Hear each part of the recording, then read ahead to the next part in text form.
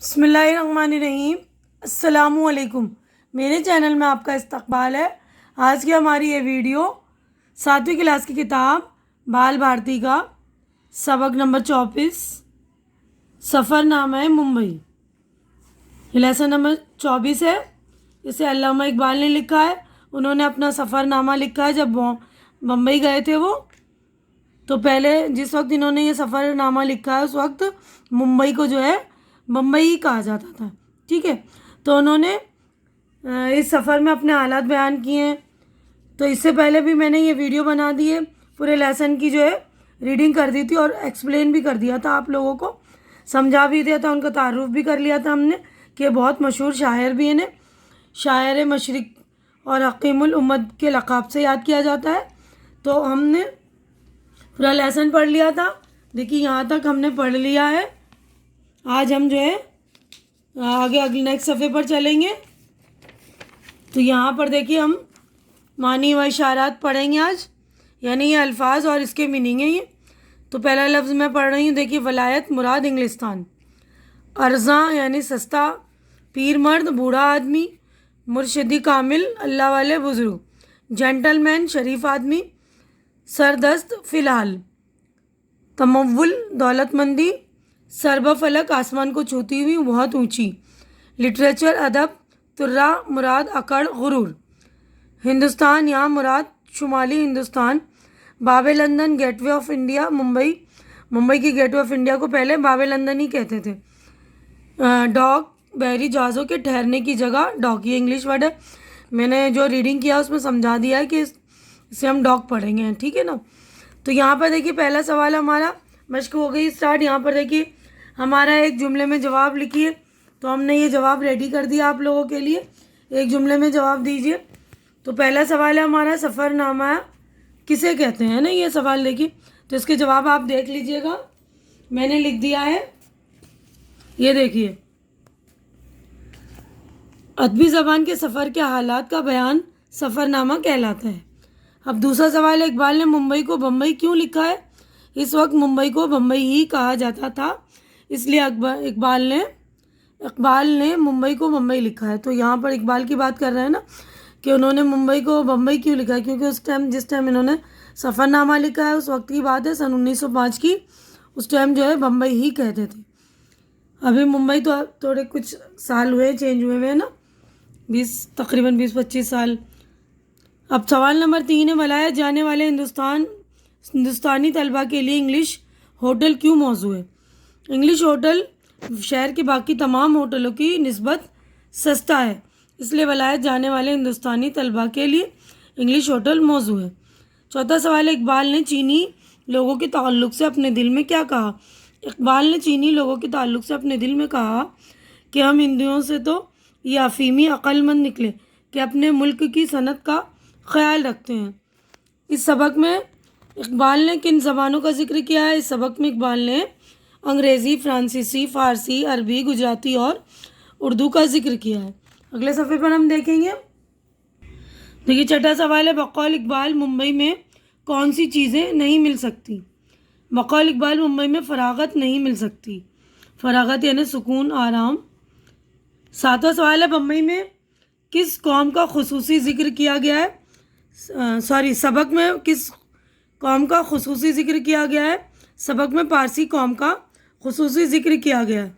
आठवां सवाल है, इकबाल बम्बई में किस चीज़ को देखकर हैरान हुए?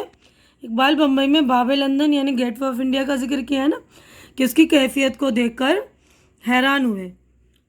नवां सवाल है, इकबाल को बम्बई शहर की तालीमी हालत कैसी मालूम हुई? इकबाल को बम्बई शहर की तालीमी हालत तमव्वुल यानी दौलतमंद मालूम हुई। सातवां सवाल है, डॉक में खड़े जहाज़ और किश्तियाँ मुसाफिर से क्या कह रही हैं? डॉक में खड़े जहाज़ और किश्तियाँ मुसाफिर से कह रही हैं कि समंदर की वसअत से न डर, खुदा ने चाहा तो हम तुझे सही व सलामत मंजिल मकसूद पर पहुंचा देंगे। अब हमारा अगला सवाल है, देखिए मुख्तसर जवाब लिखिए। तो हमने ये भी तैयार कर दिया आप लोगों के लिए, तो आप लोग अच्छे से देख लेंगे।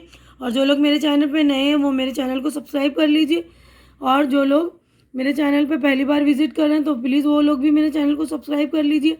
आप लोग चैनल सब्सक्राइब करते हैं तो मेरी हौसला अफजाई हो जाती है तो प्लीज़ मेरी हौसला अफजाई कर दीजिए। तो देखिए पहला सवाल ये है, मुख्तसर जवाब का मतलब होता है कि जवाबात छोटे छोटे होते हैं, इनमें शॉर्टकट आंसर जिसे इंग्लिश में हम कहते हैं।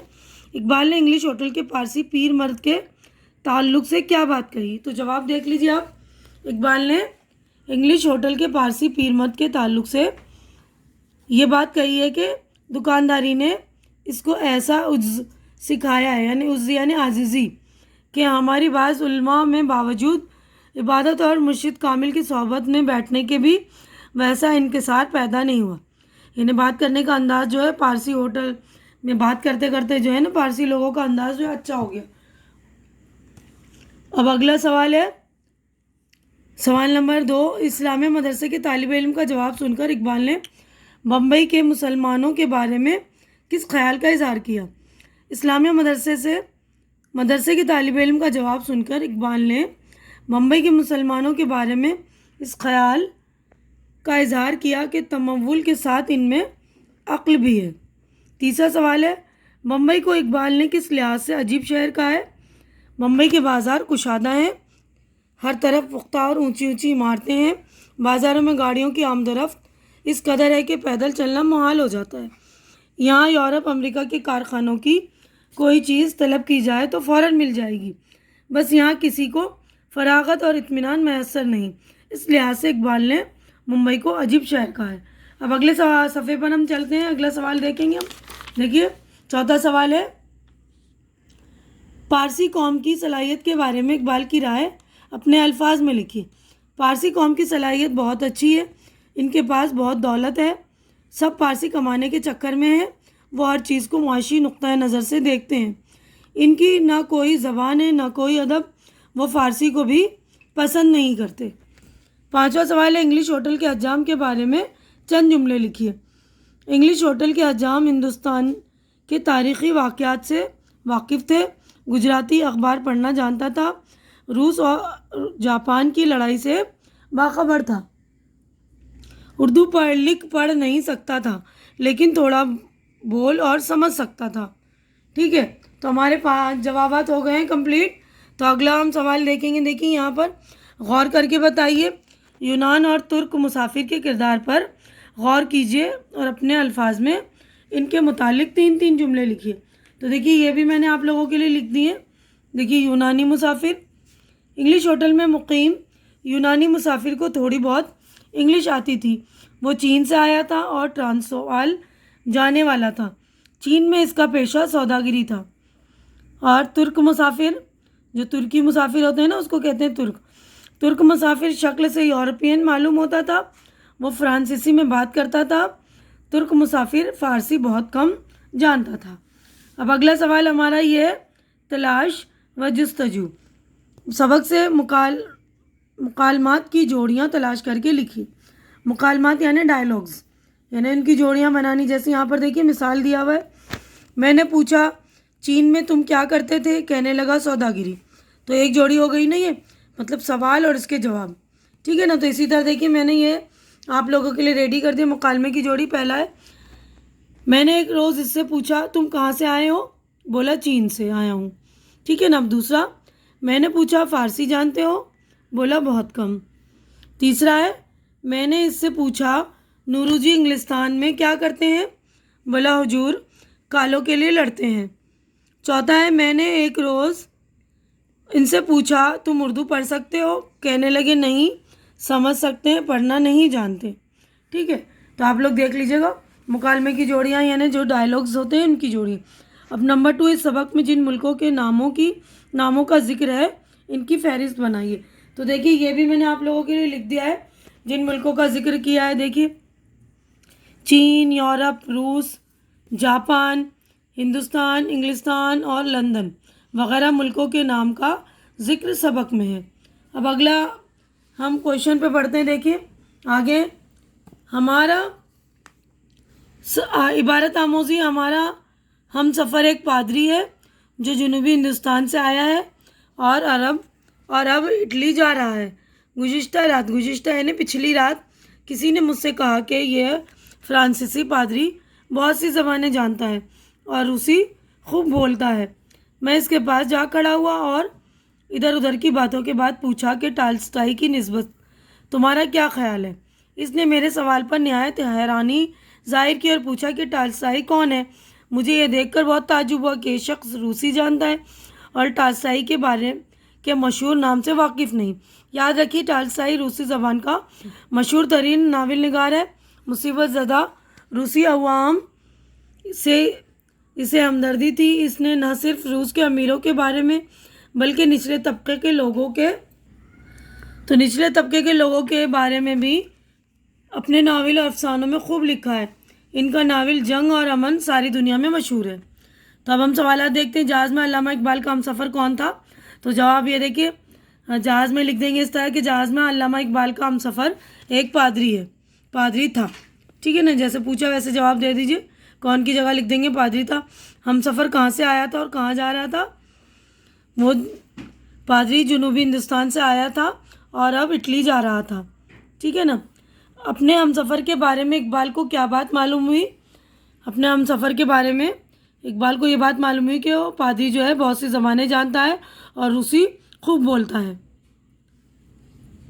अब चौथा सवाल, इकबाल ने अपने हमसफ़र से किसके बारे में सवाल किया। इकबाल ने अपने हमसफ़र से टाल्स्टाई के बारे में, ये टाल्स्टाई कौन है ये पूछा था ना, कि टाल्स्टाई के बारे में सवाल किया था। टाल्स्टाई कौन है पूछा था ना। पांचवा सवाल है, हमसफ़र का जवाब सुनकर इकबाल को हैरत क्यों हुई। हमसफ़र का जवाब सुनकर इकबाल को हैरत इसलिए हुई कि वो जो पादरी था वो टाल्स्टाई को जानता नहीं था, टाल्स्टाई के नाम से वाकिफ़ नहीं था। रूसी नावल निगार का कौन सा नावल दुनिया भर में मशहूर है। तो रूसी नावल निगार का नावल जंग और अमन सारी दुनिया में मशहूर है। ठीक है ना। तो सवालात अच्छी तरह से आप लोग लिख लेंगे, इसी में ही पैराग्राफ में मैंने आप लोगों को बता दिया। अब देखिए यहाँ पर कवायद यानी ग्रामर का काम है। ये देखिए, आइए ज़बान सीखें।